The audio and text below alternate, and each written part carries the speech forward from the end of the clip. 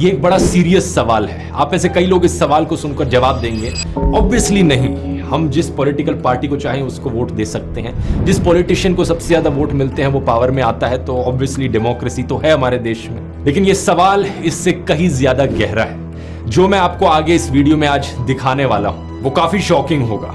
इस वीडियो को देखने के बाद आप सोचने पर मजबूर हो जाओगे इस सवाल का वाकई में सही जवाब क्या है। हालांकि अगर आप इस टाइप के लोगों में से हो जो प्रधानमंत्री मोदी को अपना भगवान मानते हैं, वो भगवान है हमारे, हम उनकी पूजा करते हैं। प्राइम मिनिस्टर मोदी वो हमारे लिए एक अवतार है, वो एक साधारण मनुष्य नहीं है। प्रधानमंत्री इस देश के भगवान विष्णु का अवतार है। या फिर आप इस टाइप के लोगों में से हो जिन्हें लगता है कि मोदी जी ने किया है तो कुछ सोचकर ही किया होगा।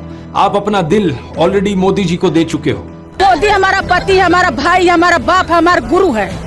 आप सब बोलिए, क्यों आपको लगता है कि मोदी जो और योगी जी वो विकास दे पाएंगे जो और कोई नहीं दे? हम उनके पर दिल दे बैठे हैं। ऐसे केस में आपके लिए मुश्किल हो सकता है अपनी आंखें खोलकर सच हजम करना, लेकिन बाकी सब लोगों के लिए अगर आप सही मायनों में देश की परवाह करते हो तो आज का ये वीडियो बहुत बहुत जरूरी है। बात यहाँ किसी एक इंसिडेंट की नहीं है, बल्कि ढेर सारे ऐसे इंसिडेंट्स की है जो एक के बाद एक होए जा रहे हैं पिछले कुछ महीनों से, पिछले कुछ सालों से।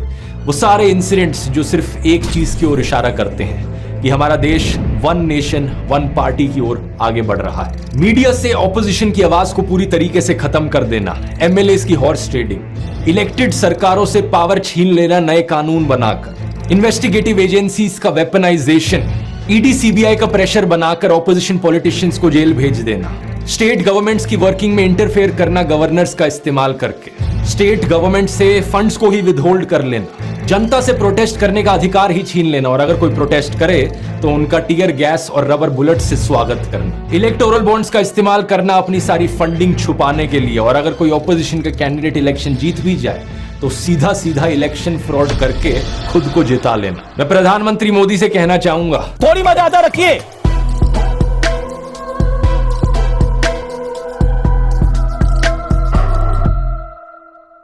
डेमोक्रेसी के ऊपर डिस्कशन करने से पहले दोस्तों हमें यह जानना जरूरी है कि डेमोक्रेसी एक्चुअली में होती क्या चीज है। बेसिक कॉन्सेप्ट है, लेकिन ज्यादातर लोगों को इस कॉन्सेप्ट पर बहुत भारी मिसअंडरस्टैंडिंग रहती है। कुछ लोगों को लगता है कि अगर देश में रेगुलरली इलेक्शंस हो रही हैं और आप वोट डालने जा सकते हो तो इसका मतलब देश एक डेमोक्रेटिक देश है। लेकिन पता है क्या, इलेक्शंस तो नॉर्थ कोरिया में भी होती है। मजाक नहीं कर रहा, रेगुलर इलेक्शंस होती है नॉर्थ कोरिया में। 100% वोटर टर्नआउट भी देखने को मिलता है उन इलेक्शंस में। लेकिन बस फर्क यह है कि अगर आप सरकार के द्वारा चुने गए ऑफिशियल कैंडिडेट के लिए वोट नहीं डालोगे तो आपको एंटी नेशनल कंसिडर किया जाता है, आपकी जॉब छीन ली जा सकती है, आपका घर छीन लिया जा सकता है। और बात अगर यहां सिर्फ डेमोक्रेसी शब्द की है तो नॉर्थ कोरिया देश का जो ऑफिशियल नाम है, डेमोक्रेसी शब्द तो उसमें भी आता है। नॉर्थ कोरिया को डीपीआरके करके पुकारा जाता है उनकी सरकार के द्वारा, democratic people's republic of Korea.